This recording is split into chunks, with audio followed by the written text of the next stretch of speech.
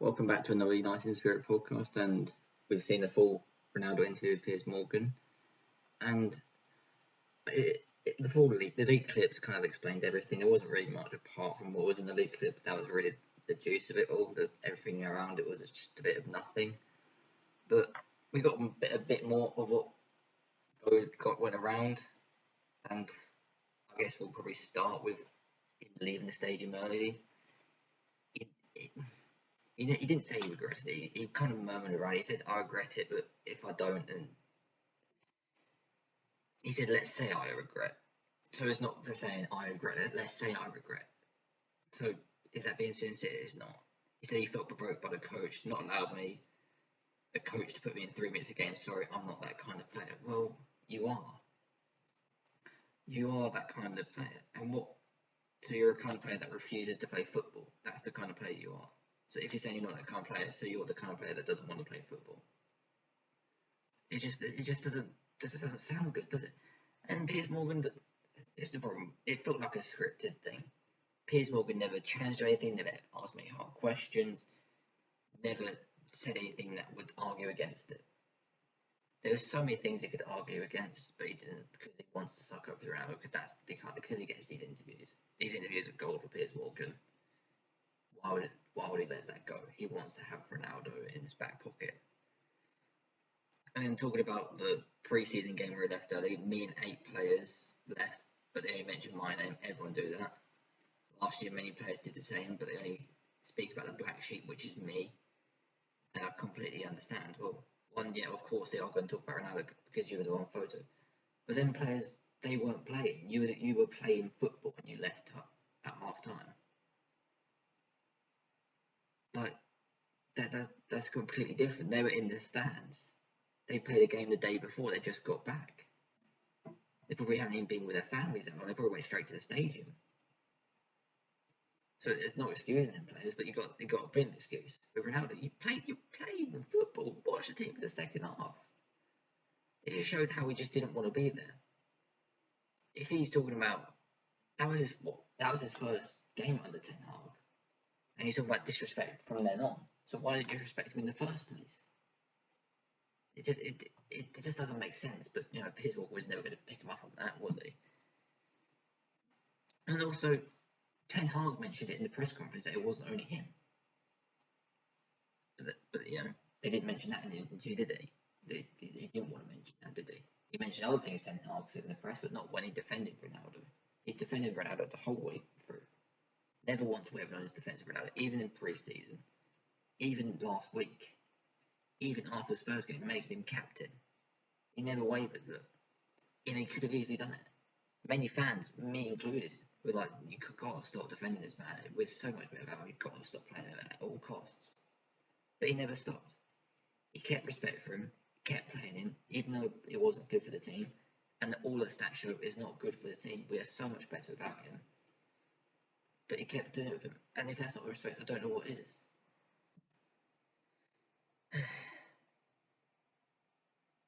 But then he says, "I really understand in the beginning because I didn't do pre-season, I don't at the start, but going further than that, other things happen that people don't know. I'm not hiding that the empathy with the coach is not good. I'm honest." Well, yeah, you're not starting because you're not playing well. That's as simple it is. If you were playing well, you would be starting, but you're not. Every other player, Scott McTominay starts over Casemiro because he was playing well. He says Ten Hag doesn't respect me the way I should deserve, but it is what it is. This is probably the game. This is why probably the game against Tottenham I left. Piers Morgan failed to mention that we were winning that game, and this is the bit that I didn't get. Cristiano Ronaldo and Ten Hag will not bring him and get expensive excuses. I see it as excuses. I saw many things that I don't want to criticise him. He can have different opinion than me. They choose the players that they think better for the team. Okay, don't put me against Manchester City because of respect for you, but you want to put me on 3 minutes against Tottenham. It doesn't make sense. All right, let's break this down because Piers Morgan didn't say anything. The Man City game was, I think it was 15 games before, or 15 days before the Tottenham game. They're acting like it's back-to-back games. It wasn't. It was miles apart. Miles apart. So the Manchester City game was on the 2nd of October. The Tottenham game was on the 19th, so 17 days separate. In those 17 days, Manchester United travelled and Cyprus played Ammonia. Ronaldo played. He got an assist. That wasn't an assist. He shot the ball, but got the assist, but played terribly. He started the game, played the full 90 minutes. Then we play against Everton. He's on the bench again, but he has to come on and he scores. Okay, but he played how many minutes? Let's see. How many minutes did he play in that game? He played 61 minutes still. Then we play Ammonia again.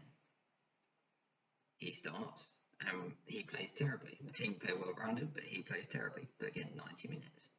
Then Archimedes brought him off. Then in the league, we play Newcastle. He starts. He plays 72 minutes. We get our best chance of the game when he's off the pitch. It's simple facts.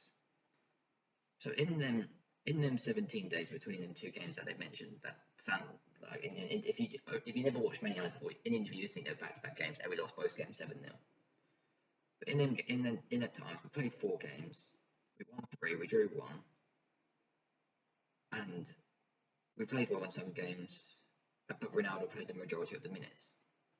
But we weren't really flying in them games. We were winning, but wasn't amazing. So in that Tottenham game, he benched Ronaldo. Everyone's like, fair enough. It's fair to drop Ronaldo. And we battered Tottenham. Battered them 2-0. We battered them 2-0. And there's no reason to change anything. No reason to change anything. So it's completely different circumstances if you're talking about bringing him off the bench. He brought Martial off the bench before him on City, and he scored 2 goals. Didn't want to mention that, did they? They didn't want to mention the striker they brought on instead of Ronaldo, who scored 2 goals. He wouldn't mention that. Why would he mention that? It doesn't make any sense. And then on the suspension, he said I was very, very disappointed for the communication of Manchester United. To be honest, I never had a problem with any club, with any coach, and they suspended me 3 days. Well, you refuse to do your job. If I refuse to do my job, I'll be sacked. Most people will be sacked if they refuse to do their job. If they walked out. Most people in the world are sacked. They'll never come back. You're suspended 3 days. Like, come on. And he says that, the thing about his son that doesn't, probably didn't happen. He says, don't tell me that top players, the guys who want everything, the key players will play 3 minutes. Come on, this is unacceptable after what they keep saying before, that they respect me, that they do this, that they do that. Well, if you're a top player, you do what the coach is told. It says he respects coaches, but we clearly don't. You clearly don't respect the ideas of the coach. You clearly don't see that we're playing better without you.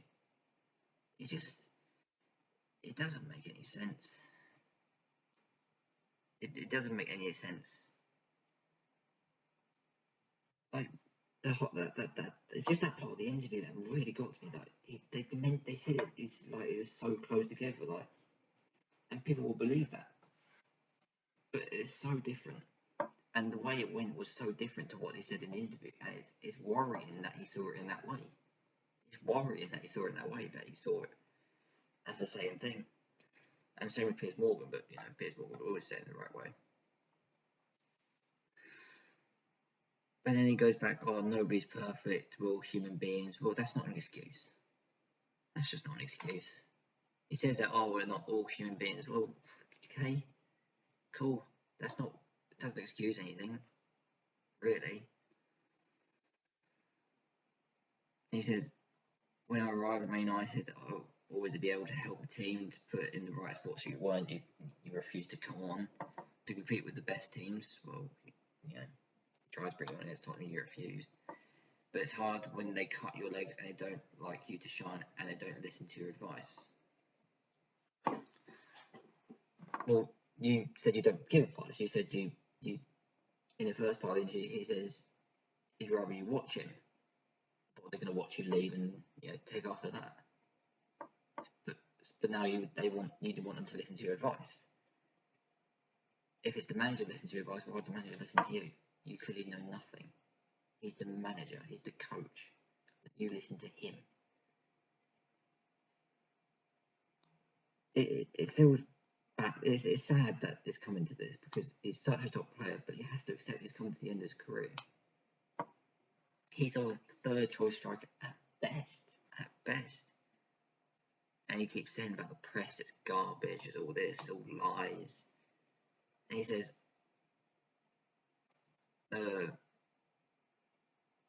I have many clubs, not many, a few clubs that want to sign me. I didn't go because I feel comfortable here. Did you? Did you really? I think Chelsea wanted him, and I think Tuchel said no. Alright? I think that's it. Really. Saudi Arabia clubs wanted him. There probably, a few clubs that with a lot of money probably said you're interested. It's sad he's going out like this. I just love that in the middle of the interview, because well, you say you're all this, but you scored 3 goals this season, 2 against Sheriff, I think. Didn't score at Mimonia. They were too good for him. Scored against Everton. All the other games blanked. You've been terrible. The team were better without you. In the Premier League, 25% win rate when you start, 70% win rate when you're on the bench. All you say is that. He wouldn't know what to say. He probably would have walked out because that's what he likes doing. He likes walking away.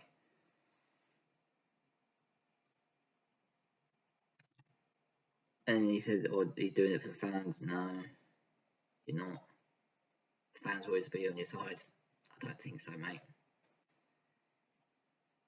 It felt like a guy that knows he's coming to the end of his career, doesn't want to accept it in his mind, so he keeps telling himself he's amazing, he's amazing, he's amazing. But this is what happened.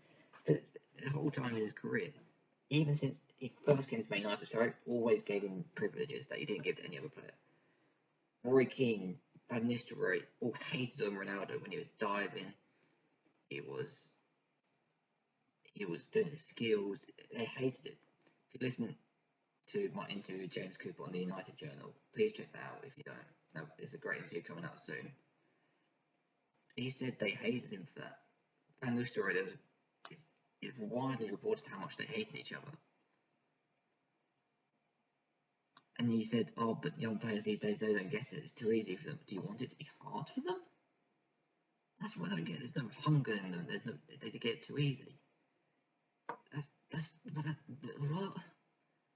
What? These kids these days, they should be struggling. They should be starving. Well, no. It doesn't make sense. It's every generation that happens. I'll probably say it to my children one day. I hope not. I really hope not. But every generation passes and they got it too easy. They got it too easy. Got it too easy. Got it too easy.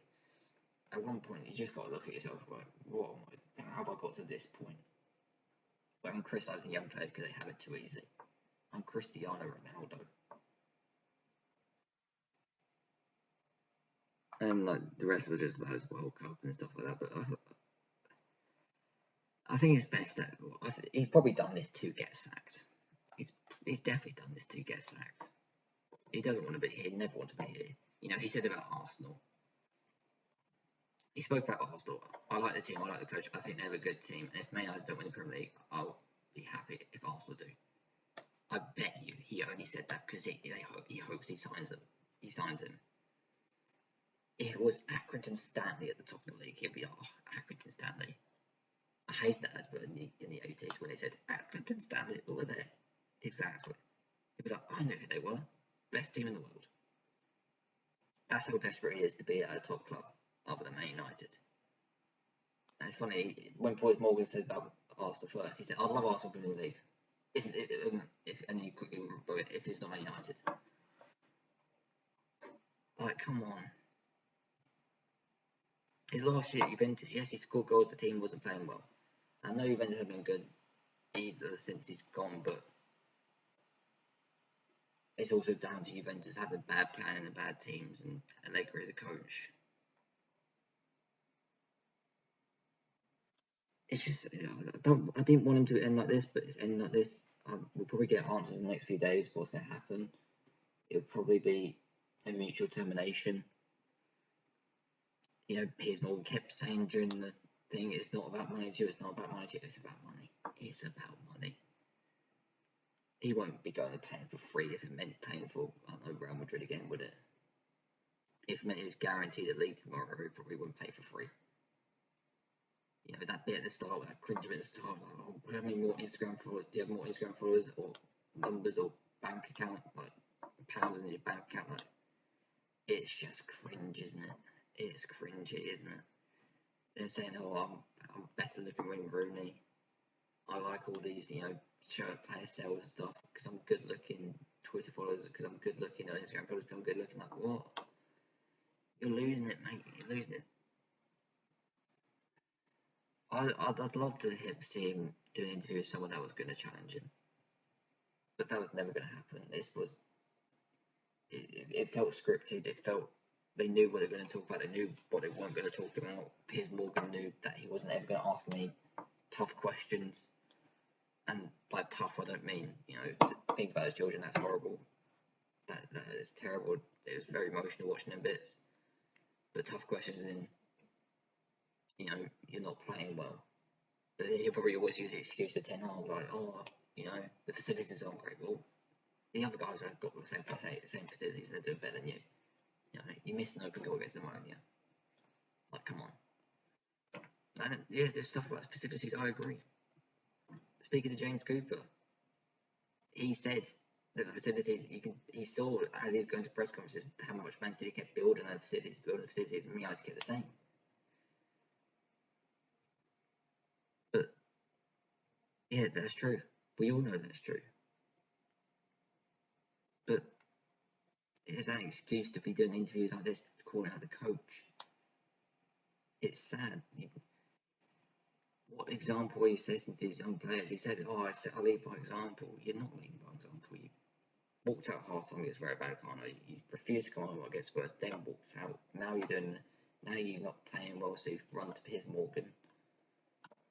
Like, I'd love to know if you know he would have done this last year, or if he was still scoring goals but the team wasn't doing so well, if he had still done this.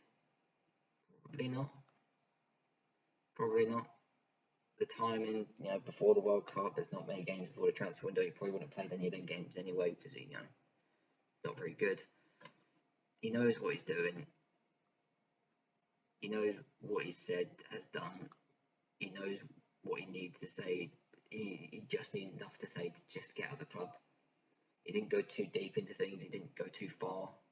Some of the things he probably could have gone further if he really wanted to get it done, but he didn't go too far. But he said there's clubs lined up. I don't think there is any. I don't think there's any clubs lined up. No, he says a couple of times nobody's perfect human beings. There's only so many times you can use that excuse. And another bit here, the coach didn't have respect for me, so this is why the relationship is in bad way. He keeps saying in the press that he'd come to me, he'd like me, blah, blah, blah, blah, but that's only for the press, 100%. He was probably... Ten Hag treats everyone the same. I think that's the problem with Ronaldo. Ten Hag treats everyone the same, and that's not good enough for Ronaldo. He doesn't want to be the same as everybody else. He wants to be the best. He wants to be treated as the best player, but he's not treated as the best player. He's just treated as just another player. I think that's the most damning thing here. Like the 3-minute substitute against Tottenham, he wants to be treated as the best player, but to be treated as the best player, you have to prove you're the best player, but he hasn't proved he's the best player. So Ten Hag's treated him as just another player, and Ronaldo hasn't responded nicely to that. Every other coach he's had has treated him as the best player. Solskjaer treats him as the best player. He likes Solskjaer. Although there's Zidane, Ancelotti, Mourinho, Fernando Santos. There's a reason he mentioned him there because they treated him as the best player. Fergie. As soon as he came in, Fergie treated him as the best player, or at least the best prospect. Ragnick didn't. Fell out with him straight away. Ten Hag didn't. Fell out with him straight away. He's 37 years old. He says he's 37 years old, fittest in your career. Well, you might be the fittest because you don't run. You're saving all your energy to do nothing. And then, you know, the weird thing about the weird thing about Piers Morgan saying Messi scored 2, you scored 2, you scored, you know, 94th minute winner. How you feel? Like, what? okay, cool. Ronaldo at that time was like, well, I'll be amazing if it happens, but it wasn't. Like, come on.